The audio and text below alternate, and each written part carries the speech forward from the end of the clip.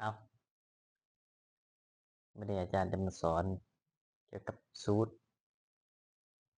ซัมหรือว่าสูตรหาผลรวมแล้วก็สูตรเฉลี่ย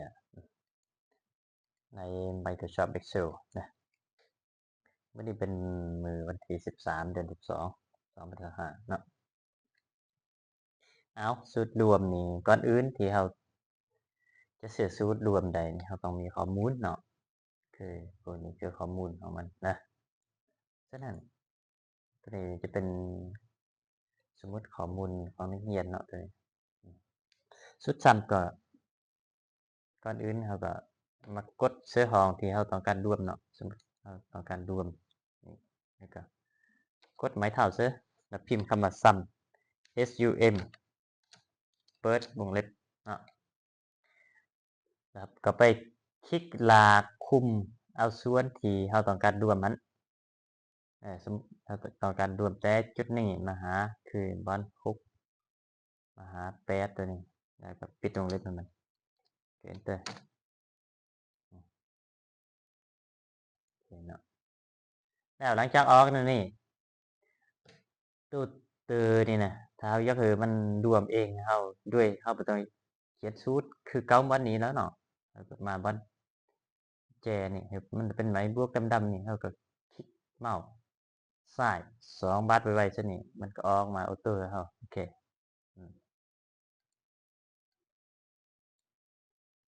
จากนั้น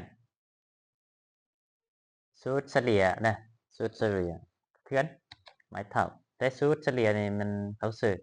average คือ average คือตัวนี้เฉลี่ยก็คือกันเฉลี่ยก็เฉลี่ยได้จุดนี้มาหาจุดนี้เวลากมาถึงจุดนั้นวันรวมนี่เด้จุดนี้เพราะว่าเขาเฉลี่ยเขาบ่ต้องการเฉลี่ยเนาะตัวรวมนี่นะแล้วเราก็ปิดวงเล็บให้มันเตอร์เข้ามาเก่าเนาะมันจะออกมาในนี้โอเคสบายวันนี้คือจูล้านเบิ้งวันนี้นะ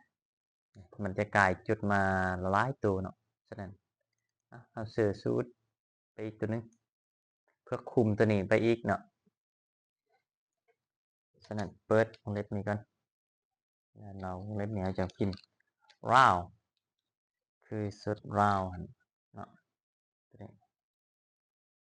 แล้วสุด round นะทั้งถ่ายพี่เนาะเราวงเล็บตัวนี้เนี่ยพอตัวนี้มันตัวนี้นะมันปิดตัวนี้เนาะตอนมันนอกตัวนี้แล้วก็พิมพ์หมายจุดเสร็จ